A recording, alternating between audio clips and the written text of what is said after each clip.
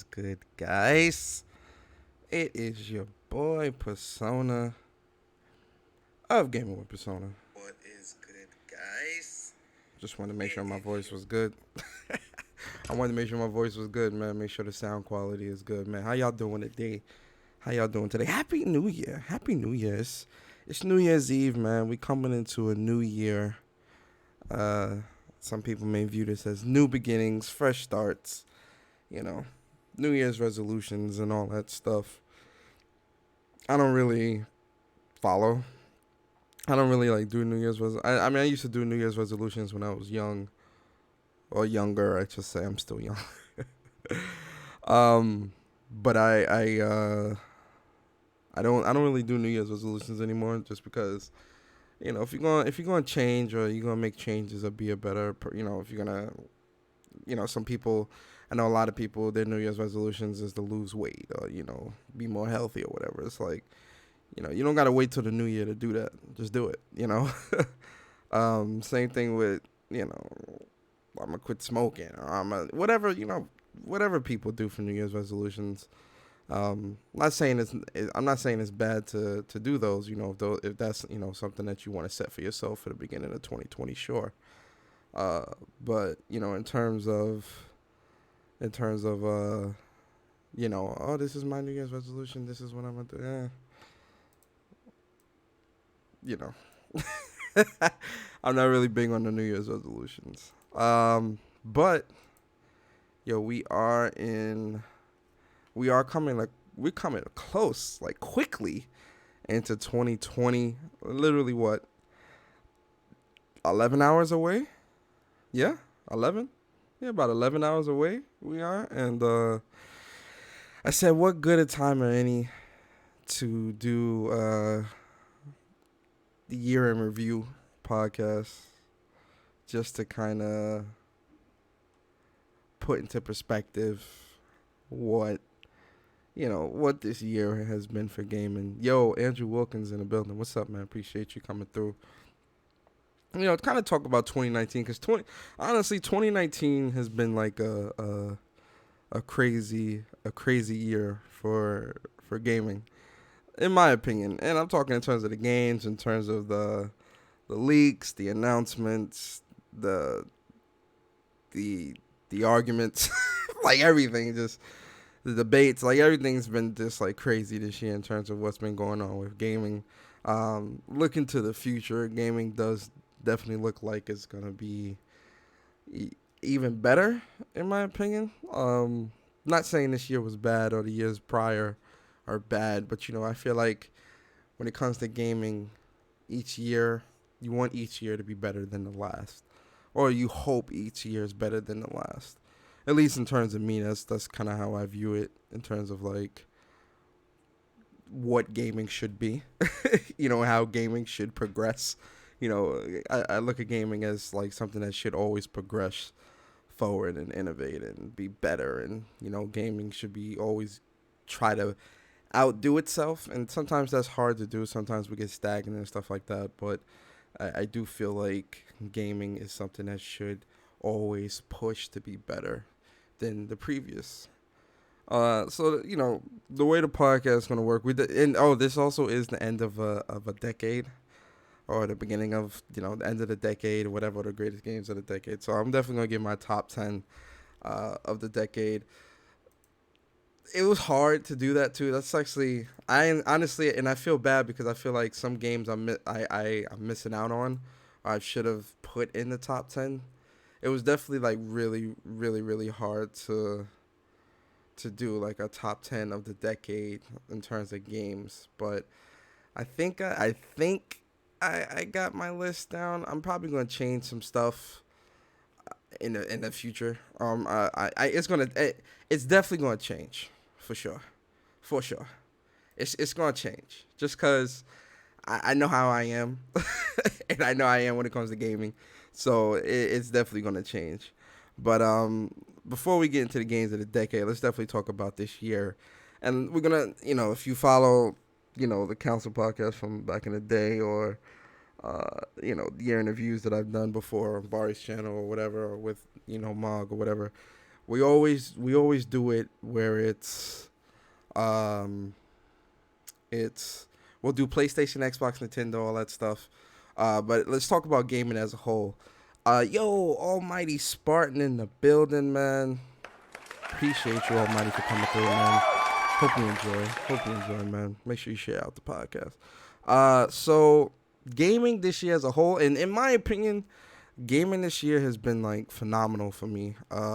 I found like this, and not saying I didn't love the Switch. I do like the Switch, you know, and what it can offer, but I found like this newfound love for the Switch this year, because there were a lot of games that were coming out that I really had to get my hands on that only the Switch had, like Astral Chain, Marvel Ultimate Alliance 3, Pokemon.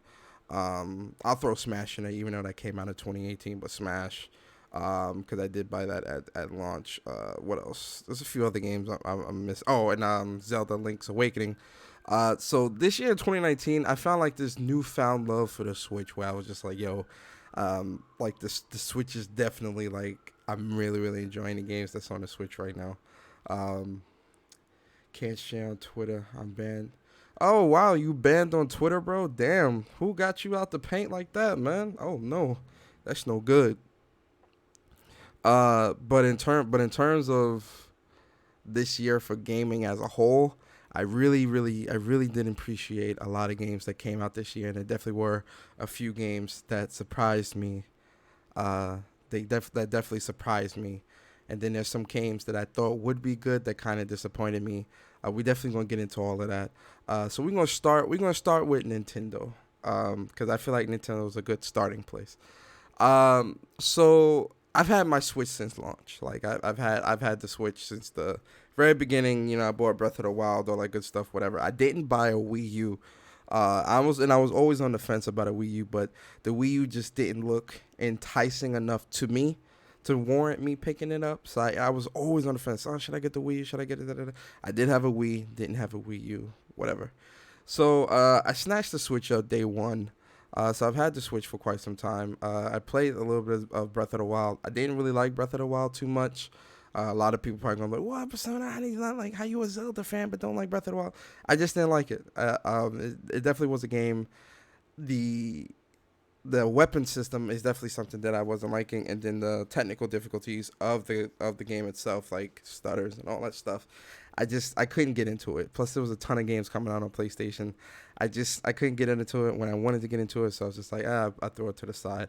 I am giving it another go, and I'm really gonna sit down and really be open minded about it and really play it again at some point. But yeah, so there's that. But this year for the Switch, there were a ton of games that were coming out that I really wanted, like, so bad, and they weren't coming to PlayStation. You know, these were exclusives. You know, as we know, guys, exclusives are, bad, quote unquote. But, these were, like, console exclusives, times exclusives, whatever you want to call it. These were exclusive to the Switch. Thank God I had a Switch, because I really wanted these games. Two of these games is Marvel Ultimate Alliance 3, The Black Order, and Astral Chain. When I seen, and Pokemon too, so 3 games. Those are 3 games that I had to have on my Switch. It's like, I don't care. I want these games. I gotta have these games. These games I need. So, first up was Marvel Ultimate Alliance. I snatched that up. A really good game. Really enjoyed it. Beat the game. It really, really fun. I put about like 20 hours into the game. Really fun. It's definitely a game. I will say this. It's a game that I feel, even though I enjoy it a lot on the Switch and I love the game, the game is great. I feel like I feel like it would see its full potential if it was on Xbox and PlayStation. Personally, I feel like it would see its full potential and it would reap more benefits. But outside of that, the game is definitely really great, really fun. I loved it so much. Then comes Astral Chain. Now, Astral Chain surprised me because when I seen the gameplay and all that Astral Chain, I was already on board. It's made by Platinum. Platinum is hit or miss sometimes, but recently Platinum has been putting out a lot of great games. Nier Automata. They were working on Grand Blue Fantasy Relink, but they kind of are off that now.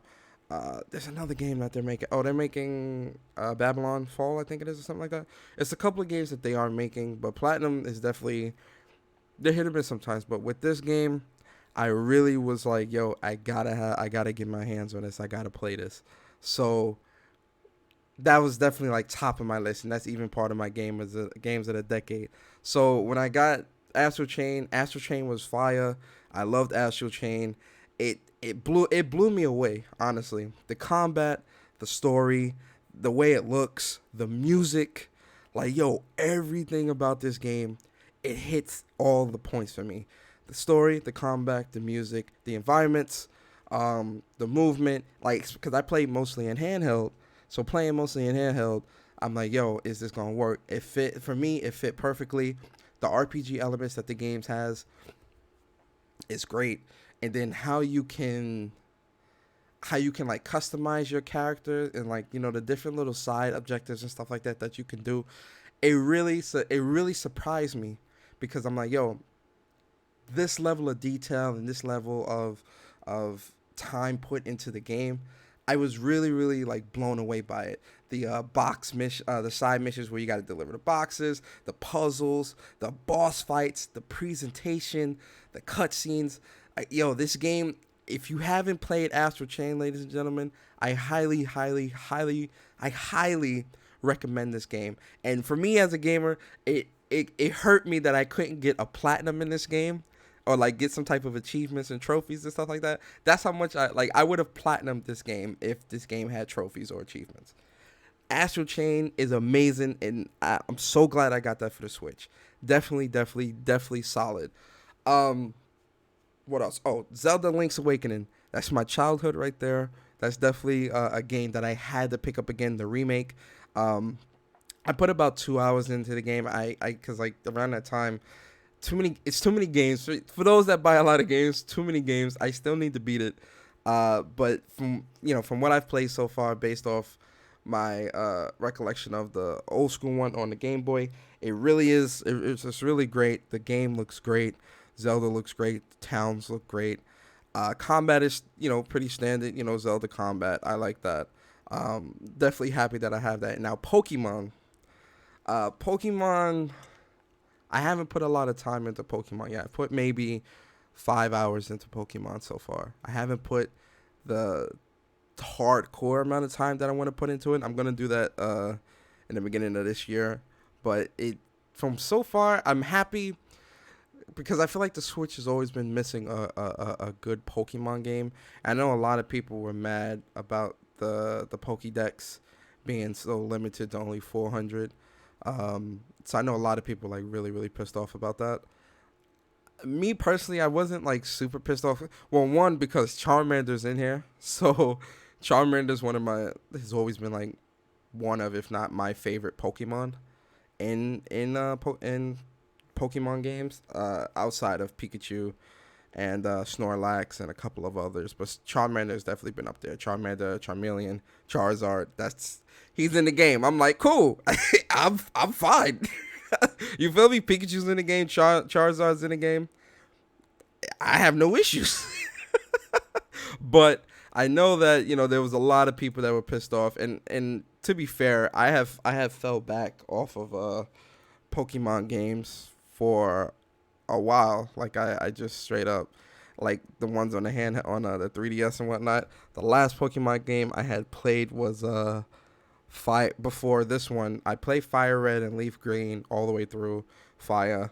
But then I hadn't played. I played a little bit of X and Y, and then Sun. I had bought Sun, but I never finished it. Like I don't know. I kind of like just fell off of that for a little bit. But coming back to the Nintendo with the Switch and really trying to give it a go, definitely was missing a Pokemon game. So those 4 games alone puts the Switch in like a very, very solid category for me. Now, the issues with the Switch still vary. They still are there. And these are issues that they're like glaring issues. Like these are issues that I personally feel need to be looked at. And in 2019, I don't think Nintendo did a good job of looking at one, addressing these issues, but also two, trying to rectify the issues. You get what I mean? One of the biggest issues I still feel is the online infrastructure. A lot of people say, "Oh, well, Nintendo's doing their own thing. Nintendo's anomaly, blah blah blah, all this other stuff." And in some regards, Nintendo is an anomaly, but I feel like for 2019, certain things should have been addressed in terms of like the trophy achievement system. A lot of people say that Nintendo doesn't need that. I disagree. I feel like a trophy and an achievement system is something that in this day and age needs to be implemented on all console, on anything that pertains to gaming, because you've beaten games, and the base objective of gaming is just play games, enjoy them, beat them, yeah, but getting trophies and achievements and stuff like that, in my opinion, I feel like that enhances the experience to me.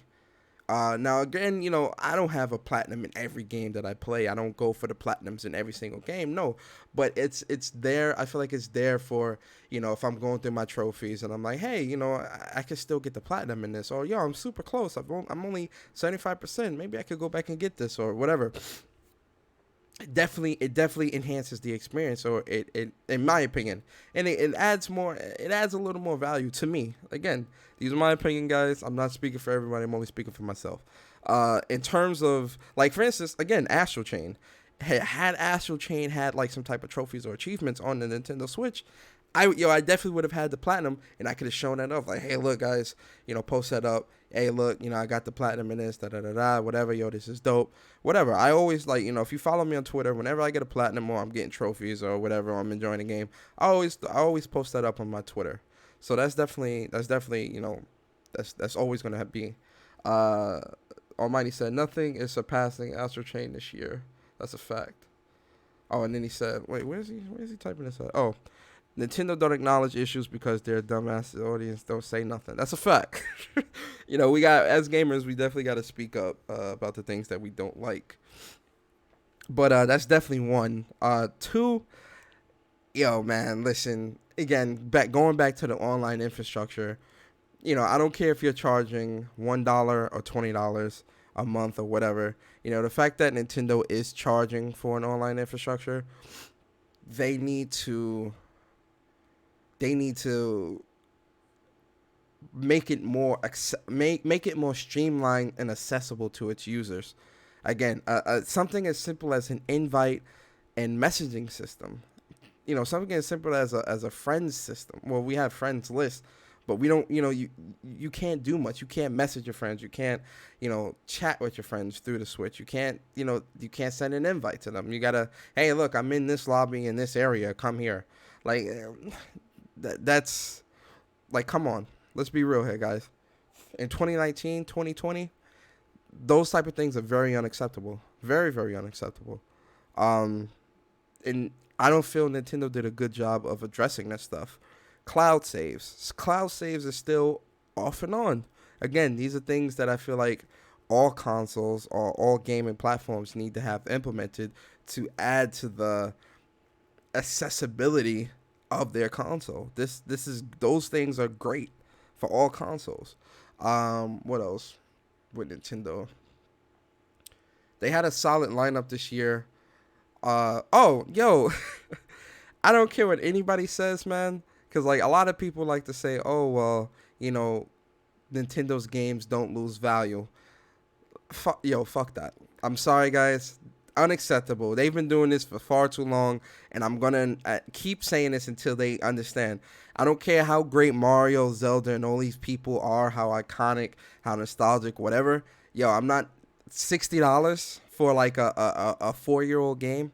No type of true sales whenever whenever sales should be put in place.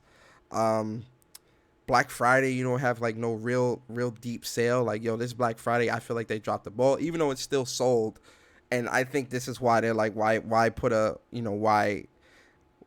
sale on it? It's gonna sell anyway, which I kind of get, but I personally feel it's not right to have a 3-year-old game still be $60. Like, that's insane. If God of War, which is a part of the game of the generation, games of the gen. You know, like this is a lot of people. Hell, Last of Us remastered. This is millions and millions of people's games of the generation. This thing has sold millions of copies. This game is an icon. It's a staple of gaming history. If Last of Us can be $10, hell, if Last of Us can be free for PlayStation Plus free games for a month, there's no excuse why Nintendo can't have their games be $19.99. You know, $29.99. You know, $19.99, which is like the greatest hits. Like when when PlayStation after a while they put things in the greatest hits category and it's permanently $19.99. Why doesn't Nintendo have this for like a lot of their games? Like how much? Yo, let's bet some money right. Let's go to GameStop. Let's go to GameStop right now because I love giving you guys the visuals because I don't want people to say, oh well, Persona, you're lying. Yeah, I'm lying. So let's do Zelda Breath of the Wild. Zelda Breath of the Wild. Yo, guys, let me share my screen. Hold up, display. Yo, ladies and gentlemen, cut the bullshit, man. Yo, Zelda brand new is still $60 on the Switch. When did this game come out? When did Zelda come out? Shit. When did Zelda come out? I can't remember. It came out in 2017. Zelda came out, right? Why is this still $59.99? Are we serious here? Look, Mario Kart 8. Mario Kart 8 is a game from last gen, from Wii U. $59.99. Used is $54.99. Digital, $59.99. Mario Odyssey came out last year. $59.99. Why? Splatoon. Yo, Splatoon is $59.99. Are you serious?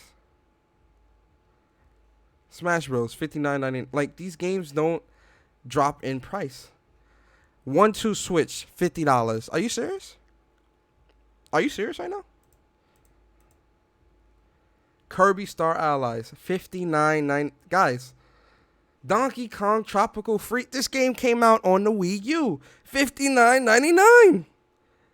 Guys, this isn't. Yo, Let's Go Pokemon is $59.99 that came out last year. This is literally a year-old game, still $60. Same thing with Pokemon Tournament. Pokemon Tournament came out, 2 years ago? Zelda, I was about to say Zelda. Xenoblade Chronicles 2, $59.90. Guys, do you understand what I'm saying? I feel like shit like this is a problem. It's a problem for Nintendo, and I think no one really is addressing it. And I think that's because people are, I'm going to buy the game because it's Nintendo. It's okay. It's Nintendo. Nintendo, they can't do no wrong. Nintendo support, blah, blah, blah. Yo, listen. I like Nintendo, but there's certain things with Nintendo that just can't fly. And, in 2019, these things are still being done, and no one is addressing them. It's an issue. Game shouldn't be $59.99. I don't care what you say, who you are, what game it is. All games go on sale. All games drop in price after some time. I don't care what game it is. It needs to drop in price. So yeah, things like that with Nintendo, they still need to address. But see, also looking at Nintendo in 2020. I don't know, well, you know what? I'm gonna save that for another podcast. I'm gonna save that for another podcast. But yeah, so Nintendo, they get for this year. Nintendo gets they get an A minus. Nintendo gets an A minus, cause they dropped some gems for me this year that I really, really, really do enjoy. So an A minus. Let's get to Xbox. Um, Xbox this year.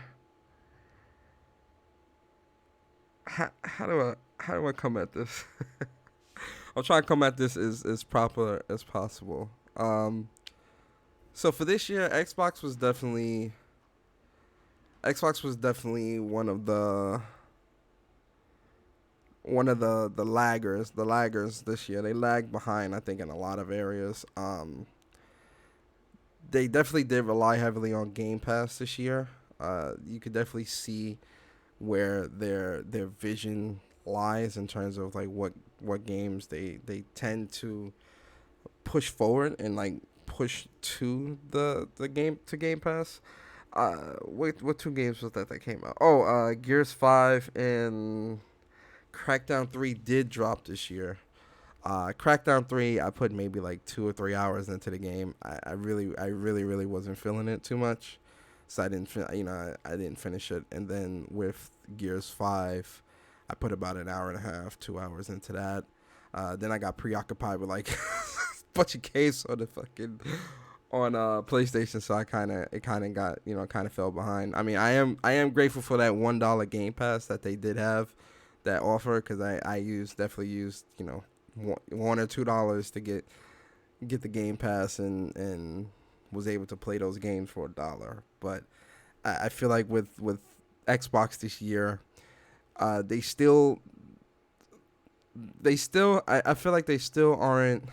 I don't know who they're listening to. Like, I don't know what type of like what leadership, outside of Phil Spencer. I'm talking like the Aaron Greenbergs and these types of people. I'm not sure what vision, or whose vision are they following right now.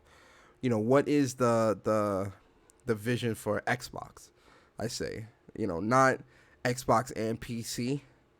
I ask what the vision is for Xbox, just Xbox, because in terms of Xbox, it definitely feels like there isn't a lot of structure around what it is they're trying to do. I feel like the structure is more so around Game Pass, and with Game Pass, that's like what they're treating as their bread and butter. And then they're using Xbox as the, hey, look, this is the machine that you could use it on, or you can use it on PC. And it's like, I don't know, the game selection this year was very lackluster. The exclusives, if that's what you want to call them, lackluster, lagging behind. It was definitely something that I noticed this year, and I definitely wasn't feeling too much. There wasn't really anything on there that really pulled me in outside of the Crackdown 3 and Gears 5. And even those, from what I've played so far, um, wasn't really enough to kind of keep me there. I only hope that, like, going into next gen, um, they do realize that AAA big blockbuster games, they kind of need to produce those at a little bit higher rate, but they also need to kind of be more strategic in how they're, well, more strategic, but also a little more understanding of what type of games their fan base is are looking for. Because I feel like a lot of what they've been putting out, like Bleeding Edge and all these different things, I don't feel like those are things that people are necessarily asking for. Like, what's that other game, that a Bugs Life game that's supposed to be coming out? Like, a lot of the games that they're showing, I feel like these are games that are meant for PC, or their game. These are built. The games are being built with a straight to Game Pass mentality. You know how like some movies are like straight to DVD.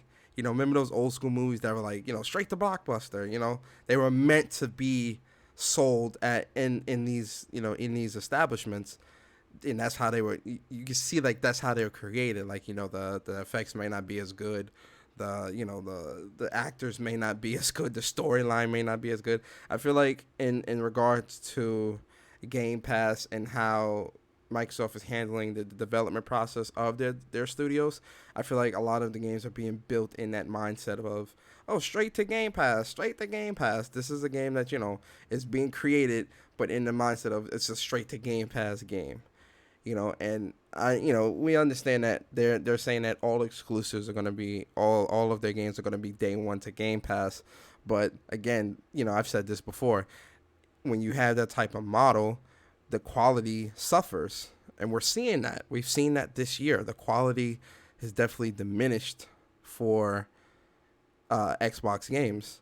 Uh, so moving into next gen, I would definitely want to see Microsoft put either more money or get more talent or whatever, more technology, more things behind their development studios, and allow them to kind of create games at a larger scale and a much more detailed scale. Everything doesn't need to be a multiplayer based game. Everything doesn't need to be a 4-player game, a couch co-op game. Everything doesn't necessarily need to be that. It can just be a high quality game that they're creating to tell a story. And to kind of go to the other point of, when it comes to the games that they're creating, I don't feel like they're creating games to turn them into franchises. They're just creating games to just, again, to throw into Game Pass. For instance, God of War has been out since PS2. It's had several games before we've gotten this new God of War, and that franchise has already been established. But when you look at God of War 2018, the newest one, uh, Cory Barlog and his team at Sony Santa Monica did a good job of uh, recreating and reestablishing an already known franchise. We already know the story of Kratos and how he lost his family and killed his family, and the gods did this and did that and stuff like that. So when you look at how you recreate something like that, you place him in the Norse mythology. You have him, doing all these different things that he's doing. He has a son, he has a family. You really get to see a different side of him. You're also recreating the franchise. And that's what Cory Barlog and his team did, and they did a phenomenal job of doing that. But in doing that, they're also now able to create 2 or 3 games to add to an already established franchise. It's a continuation, if that makes sense. The same thing applies for Horizon Zero Dawn. Herman Hulst and his team, they created this new IP of Horizon, but they didn't create the game as something to create and move on. They created the game in the mindset of, this is a story and this is a world that we're trying to tell and build, and it's a continuation. At the end of Horizon Zero Dawn 1, the way it ends, you can tell that there's going to be a continuation. It's a continuation of the story. It's a continuation of a established world that they're going to continue to build on and expand upon and push forward. Essentially, they've created a brand new franchise, a new game and trilogy. Like, a lot of Microsoft's games that they've been releasing, especially this year, outside of Crackdown 3 and Gears 5, which those are already established and they have their own, they're established in their own right. A lot of the games that they've been putting out, I don't see it as games that you're, worlds that you are continually trying to evolve and continually trying to make better and create franchise off of these things. It's just straight up, hey, let's throw this out. It's on Game Pass. Boom. Moving into next gen and moving into the new year, I would want to see Microsoft to do more of creating games that again have staying power, if that makes sense. And what I mean by that, again, I have to compare, for people that may watch this, I have to compare them to PlayStation, because as much as Xbox is lagging behind, I still feel like Xbox and PlayStation are still the how do I say, Xbox and PlayStation are still the ones that still kind of butting heads. They're still the ones that are trying to put out the coolest look at next gen. Looking at next gen, it's Xbox and PlayStation. They're pretty much competing against each other for, if you want to use the power argument, or the best console, trying to get people to buy which console, things like that. I still feel like Xbox is still PlayStation's direct competition, to a degree. Not saying that PlayStation is. I mean, not saying that Xbox is. Not saying that that's a good or bad thing. Again, competition is really good, and even though PlayStation, not PlayStation, even though Xbox has kind of been displaying um, this cooperative, togetherness style mentality, I still feel like, there still needs to be the competition aspect, and I still feel like to a degree that competition aspect is still something that Microsoft is still trying to utilize in their favor when it comes to PlayStation and Xbox. So when it comes to Xbox and what they need to do, uh, again, to look at PlayStation and what they're doing, God of War 2018 came out in 2018, at the beginning of 2018 at that. The game is still, it still has a ton of staying power. It's still talked about, it's still raved, it's still praised. Look at Last of Us. Last of Us came out 2013. That's over 7-8 years ago. Still being talked about, still being praised, still being highly regarded, especially with Last of Us 2 on the heels of being released. A ton of staying power. Horizon Zero Dawn, a ton of staying power. A lot of the games that PlayStation is creating has a ton of staying power. When it comes to Xbox and what they're creating going into next year, going into next gen, I really want to see them create games that have staying power, that have, that community backing, that, I'm still playing this, or I seen my friend playing this and it made me want to get it, so that's why I got this, da da da da. You see that all the time on Twitch, on Twitter, with like a bunch of people that are just now getting PlayStations for Christmas or whatever, and they're finally playing Horizon, or they're finally playing Last of Us, finally playing God of War and all these different games. Oh, my friend was playing this, so I seen gameplay of this, and it was so great. Oh my god, I'm loving this. Oh, I want to see Xbox games provide that same level of enjoyment. This year they didn't do it. I'm hoping next year, and again going into next gen, they're able to do that. We'll see. For Xbox this year, I'm gonna have to give them a D. They're gonna have to get a D, man. I won't give them an F, because we don't need to do that. But a D. They get a D this year. They definitely could have been done a lot better, in a lot of aspects of their developments and their games. The Almighty said Microsoft is Microsoft. They will do what they want. Top dogs.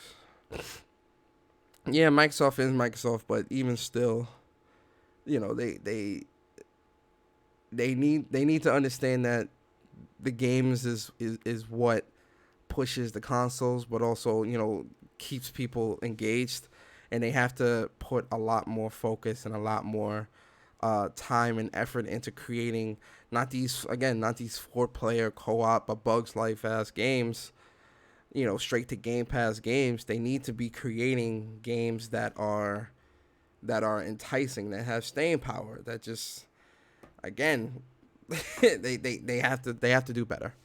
They do. I demand better, and they have to do better, and we'll see. Now, moving into PlayStation, I hate that I just dogged Xbox, and I'm about to talk about PlayStation, so people go, so PlayStation this year,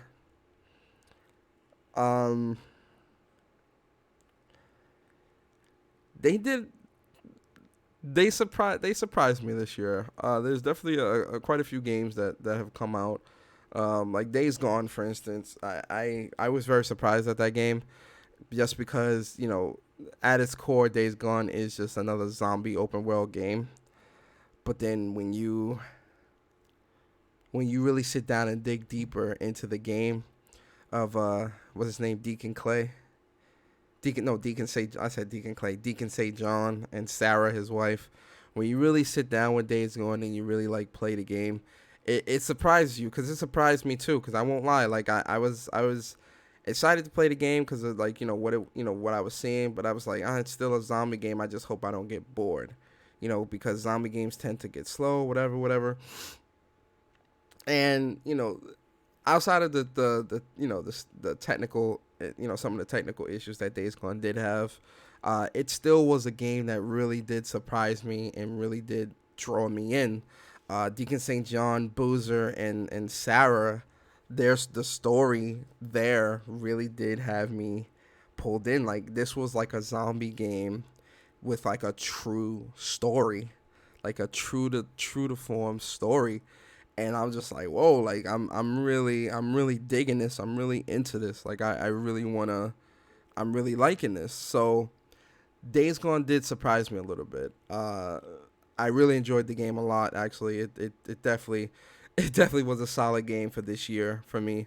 In terms of what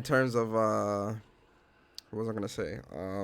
Oh, again, and I can't wait for the sequel. If you did play Days Gone and you wait and you got to the end, you definitely know there is going to be a sequel to this game.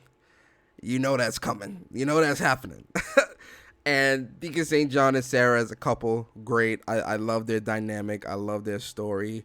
I love that, that marriage, lovey dovey stuff. It really fit in this world and in this story.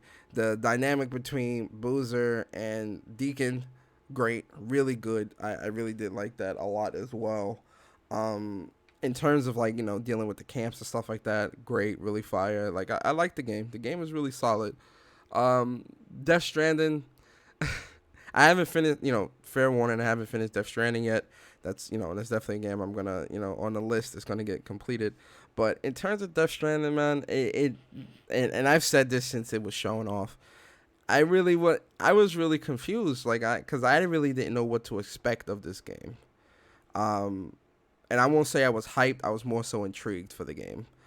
And when it kind of came out that it was a FedEx delivery sim, I was kind of thrown off a little bit. But then I'm like, you know what? I still want to play the game for myself because I want to see what it is. Because at the end of the day, it still is Kojima. So, Kojima, he definitely, if you played any of the Metal Gears, that he definitely throws you for a loop. So I was like, let me still try it because at least the story will be good. And I'm from where I'm at in the story now. I'm at chapter 3. Where I'm at in the story now, I'm thoroughly surprised at how good the game actually is. It is a great game, and I think I've said this before on Twitter that like the delivery itself is not what's fun or what I view as like the fun aspect to me. The fun aspect to me is like the journey of getting the package from point A to point B, and the story itself is so like weird and quirky. I like it. So I was surprised, but I do like it. I do really enjoy it. And then in terms of what else, I'm drawing a blank with PlayStation this year. Oh, Judgment. It's not exclusive, but we're gonna talk about it because I'm playing it right now. I played it right now. Judgment, yo, this game is fire. Yo, I'm on chapter 5. Yo, this game is fire, guys. Like I'm blown away at how good this story is. Like it really, cause I love like detective stories and like Law and Order is one of my favorite shows of all time. If for those that want to know, and so like that detective aspect and the lawyers and the courtroom and all that. I really like mysteries and murder mysteries and all that stuff. So uh, this game, like being a detective and having to solve crimes and doing all that other stuff, I really do like it. And then you add in the Yakuza aspect of it, where you're dealing with Yakuza, and then you also got the Yakuza battle system and stuff like that. This game is fire. This game is fire. Like I really, I really like recommend this game to anyone that's on the fence about it. I really do recommend it a lot. Um, I'm trying to think what I'm really drawing a blank with like PlayStation games right now. Like I really am. I'm about to look at my like because I'm trying to think like what other games exclusives.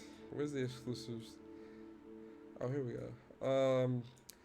Concrete Genie. I still gotta finish that, but I do enjoy that a lot. Really good game. Let's see what else. Something else came out. Medieval. I still gotta start Medieval. But PlayStation this year, I feel like for this year, PlayStation is definitely a a wind down. Hey, we got Miss Choco in the building. Round of applause, Miss Choco. I definitely feel like this year for PlayStation is definitely a wind down year. Just because they weren't at E3, which a lot of people were like, I was surprised, but then I wasn't. Um, just because when you look at what's coming out, what's left for PlayStation 4 for this year, or just this generation, Ghost of Tsushima, Last of Us 2, we've seen that, and to kind of go on stage and not really show what the other companies are doing or what they're making or whatever the case may be, uh, it kind of seems redundant. So I understand why they skipped out on E3. And again, they had that I've said this before, that they've done a good job of cultivating their own kind of like E3 style conferences with PSX, but they didn't have PSX in 2018, and they didn't have PSX this year, which is a huge bummer for me, because I'm like, yo, why do we not have a PSX? Like, it's been 2 years. This is the perfect time for you to have Last of Us 2, Ghost of Tsushima, and all these other games up for display, right? So that people can kind of demo the games. That's it. And have a bunch of third-party games, second-party, whatever, and Japanese games and all that stuff there. But, I feel like PSX is like, they're 2 years now, missed opportunities for them to have PSX. Because that was definitely something that was for the gamers. And it sucks. It really does suck that there wasn't one this year. And I was really pissed off about that. I don't really mind. I'm probably in the minority here, but I really don't mind them not being at E3, because it's like, yo, again, they don't really have much to show right now, or they don't want to show much right now, because studios is cooking. Fair enough. It's no need to be there. I really don't feel like I don't waste my time, because again, if they go there and they show the same stuff, people are gonna complain and say, "Oh, you're showing the same stuff. Oh, we've seen this already. Oh, give us dates, blah blah blah." I'd rather you not be there. I'd rather you say, you know what, we don't got much right now. We're not gonna be there.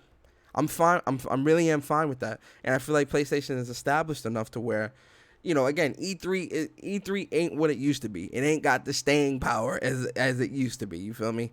Yeah, we still watch it, but I feel like, as it being gamers' holidays, that's slowly kind of moving on, and it's passing by. I think, because now we got XO19.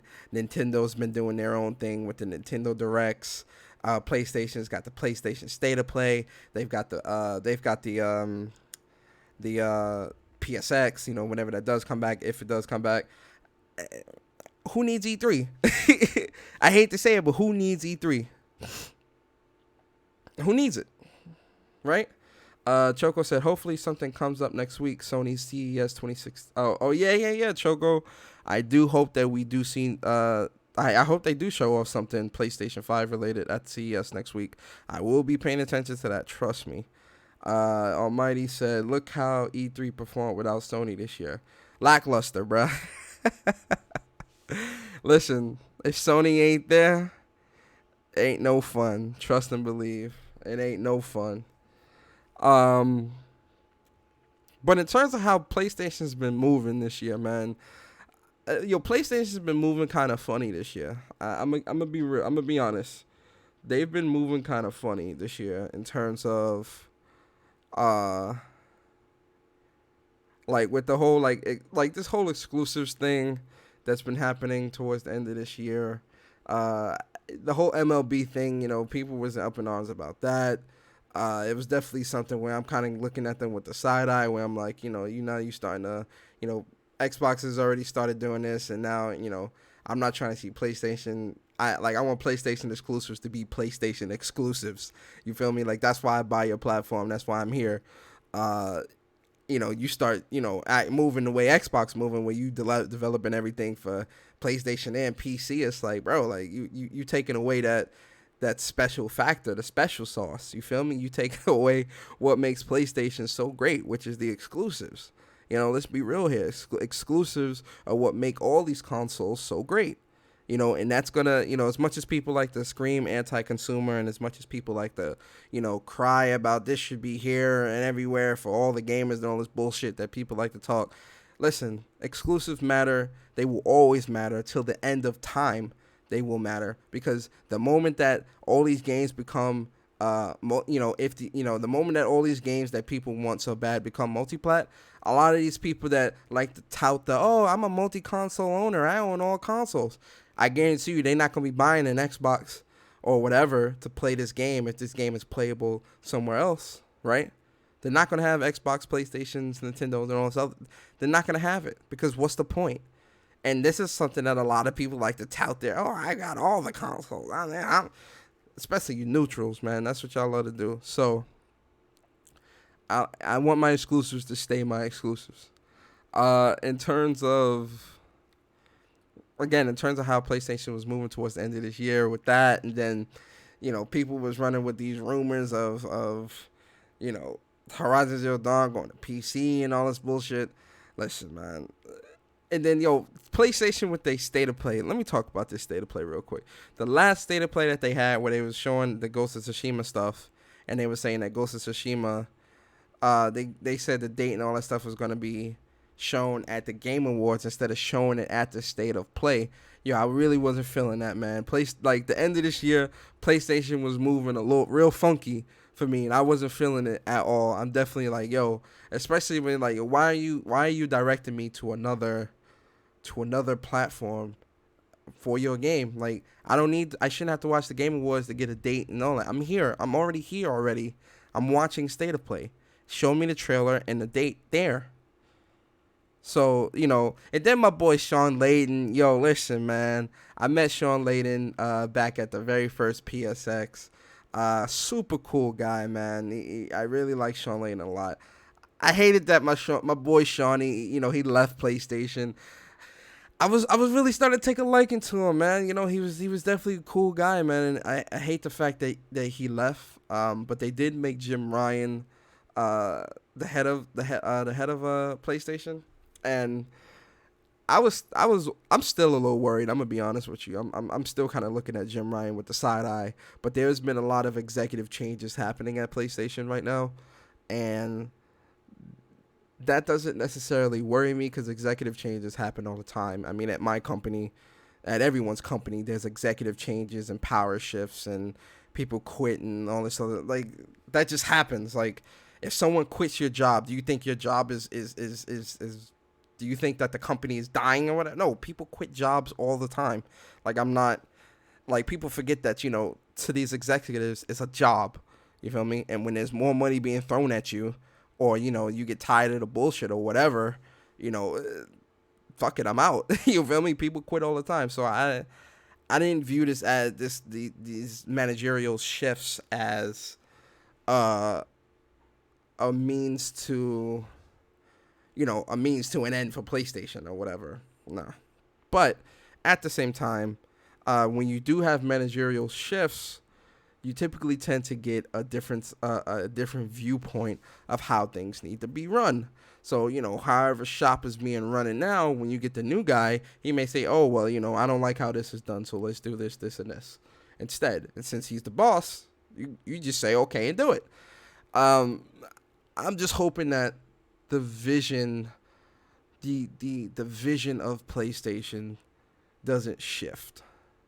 And what I mean by the vision of PlayStation, from my perspective, again, I'm on the outside looking in. I can only go by what the games tell me. You feel me? The games that being put out are telling me. The articles and all these different things. I just hope that the vision and the focus at PlayStation doesn't shift too heavily into this whole multi-platform crap that people are anti-consumer, exclusive, all this shit. I just want them to continue to create really amazing games exclusively to PlayStation. That is really what I want. Like, going into next gen, they're saying that they're doubling down on they're doubling down on AAA exclusive experiences. They're trying to provide a lot of games that entice people to want to pick up the PS5 exclusively to the PS5, which I'm all for, because how do you get somebody to pick up your next gen console if you don't have any exclusive experiences that sets the previous console apart?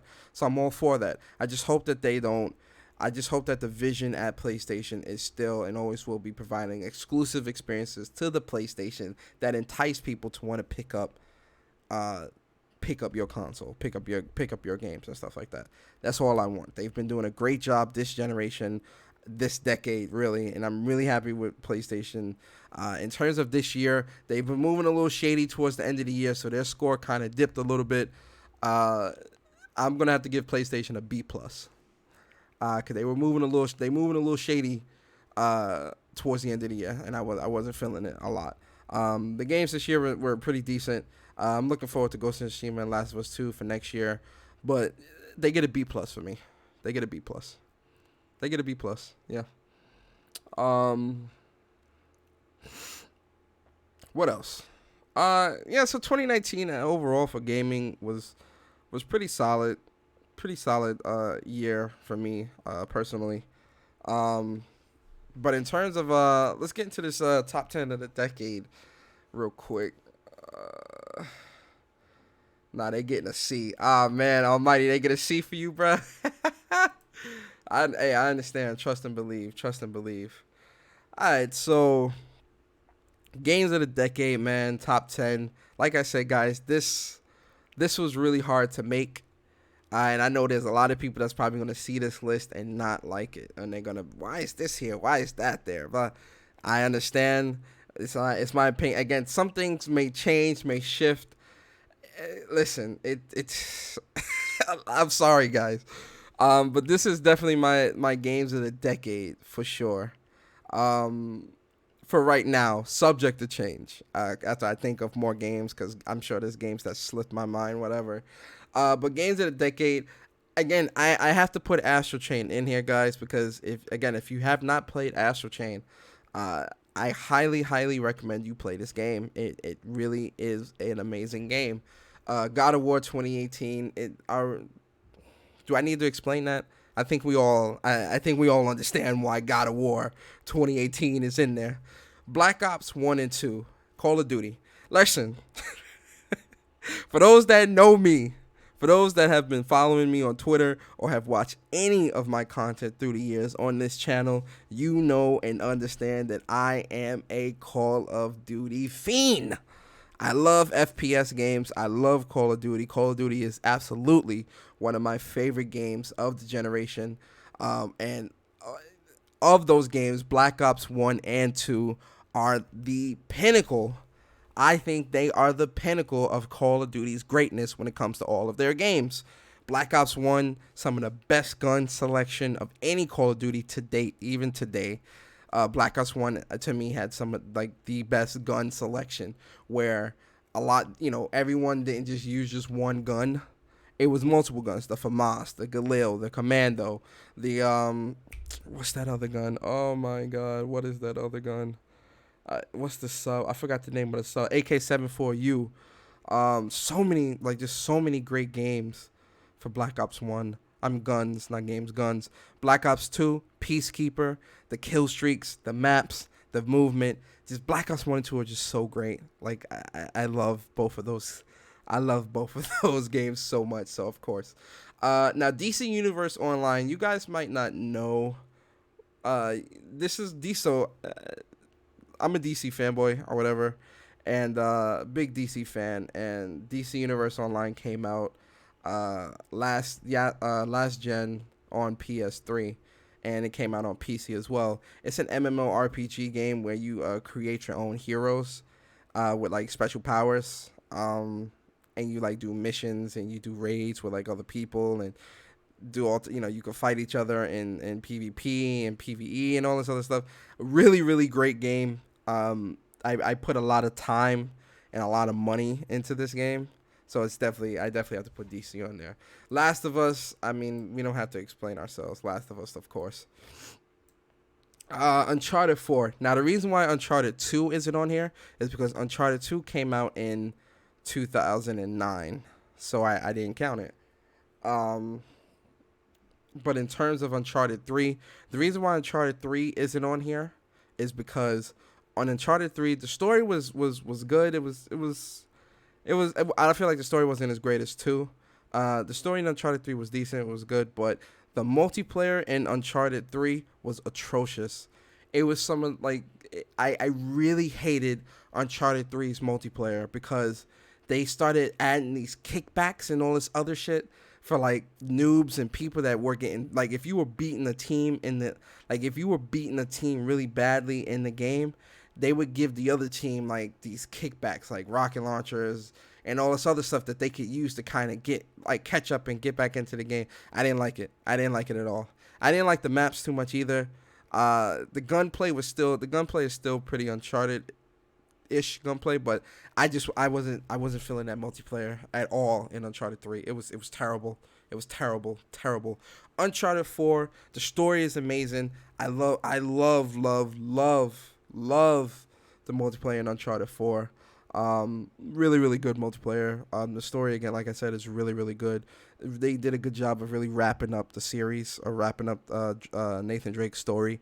The ending is definitely, especially when you meet his. Well, I won't spoil it for people that haven't beaten it already, but really good, really good. So Uncharted 4, and then Destiny 1 and 2. I love Destiny. Destiny 1 and 2 is definitely like two games of this generation that I love, and they're definitely my games of the decade. Gunplay, multiplayer, PvP, PvE, the story, the raids, everything about Destiny. I love Destiny so much. Destiny is great. Destiny 2, they kind of dropped the ball at the beginning, but as it stands right now, Destiny 2 is in a really good place. Love it so much. Game is fire. Odin Sphere. Now I played Odin Sphere this gen. I didn't play the original Odin Sphere on PS2. That's when it came out. Odin Sphere is made by Vanillaware. This game, it really surprised the hell out of me. Because I got it because it looked good. I'm like, story looked like it was great. The combat looked good. It was like a semi 2D side-scroller style RPG type of game. And the story in this game is actually really like I highly recommend this game if you're into JRPGs and you want like a great story and good combat and stuff like that. I highly recommend this game. Odin Spirit was so fun. I streamed the entire game on my channel. Yeah, Choco, personal fave, definitely a great game. One of my favorite characters is what's his name? Cornelius. That's the rabbit with the big sword, my boy Cornelius out here. Really good game. I love Odin Spirit a lot. Yes, that's definitely got to be on here. Kingdom Hearts 3. I mean, listen, Kingdom Hearts. Do I need to say anything about this? I love the story, love the characters. To see everybody together on one screen was amazing. Roxas, Ventus, Sora, Axel, like everyone's just there, and just to see the story come to an end, and it was great. It was great. Spider-Man 2018. For Marvel, Spider-Man is my favorite. Top three favorite Marvel heroes as Wolverine, Hulk, Spider-Man. Spider-Man is definitely like one of my favorite heroes of all time. The Spider-Man game looked really good. It didn't look like some, let's develop this real quick before before the movie comes out type of game. They really took their time. They used a lot of iconic villains here, a lot of iconic characters and stuff like that are in this game. The story is amazing, and again, Insomniac did a good job of cultivating a new franchise, because we're getting a Spider-Man 2, and we're more than likely get a Spider-Man 3. That's a new trilogy of high caliber, high regard, still being talked about to this day. It's amazing. So that's definitely a game of the decade for me. Honorable mentions: Horizon Zero Dawn. I don't know why Horizon. I originally had Horizon in my top 10. And it was really hard for me to take this out, but I had to really think about it. And I love Aloy, and I love Horizon Zero Dawn. The world and the story and everything about that game is amazing. But I don't know, it just didn't make the top 10 for me. I can't explain it right now. It didn't make the top 10. Ni no Kuni 2, amazing game. I never played Ni no Kuni 1, but Ni no Kuni 2 really enticed me and pulled me in. I love this game so much. Such an amazing JRPG. Um, the characters are great. The music's great. The combat is amazing. Yo, Andre 6K, the real McCoy. What's good, bro? Appreciate you coming through, man. Tales of Berseria, another JRPG that I really, really loved. Honorable mention.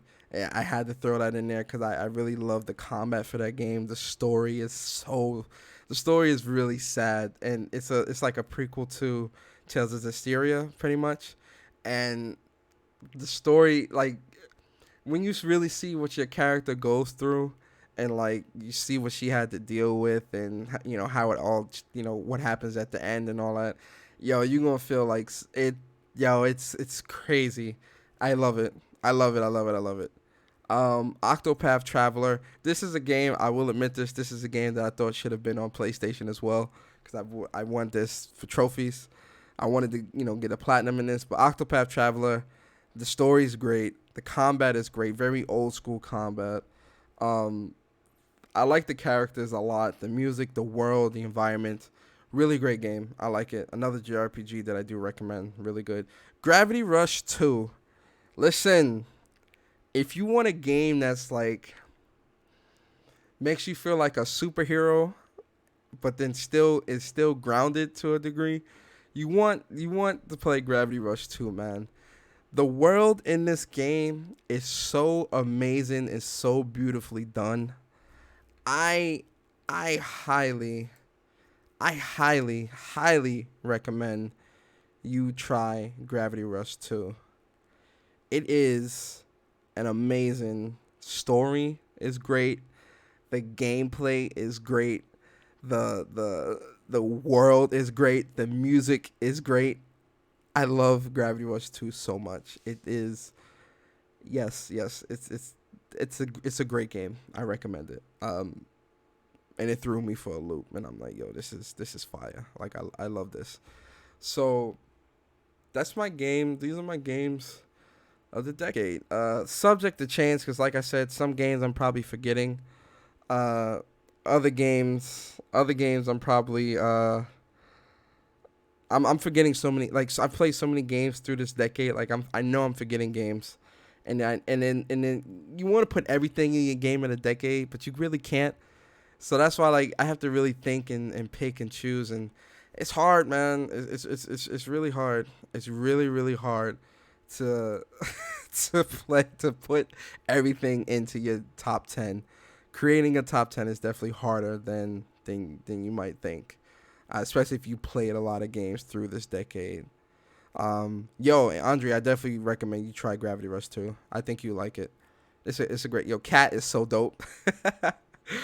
The people that she meets are really quirky and really cool, and the world is really great. Let me finish my Gal, then I'll play Gravity Rush. Yeah, Gal is fire. Definitely finish that God of War. And let me know how you like Gravity Rush 2. But yeah, guys, this year has been like a great year for me. Not just gaming wise, but also real life. And I'm really happy with this year. A lot of changes has happened this year. For guys that don't know, Mog and Friends podcast did end this year as well. We all decided to kind of go our separate ways, but I might, Mog and Friends Mog podcast definitely might come back in 2020 with a new crew. And Saturday mornings 11 a.m. man, that's my time slot.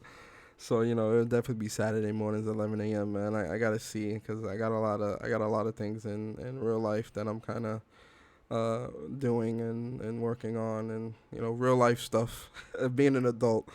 So we'll see how that goes. But in terms of 2019, again, for me personally, it's been a great year. I think career wise, life wise, I really am grateful to have seen another year.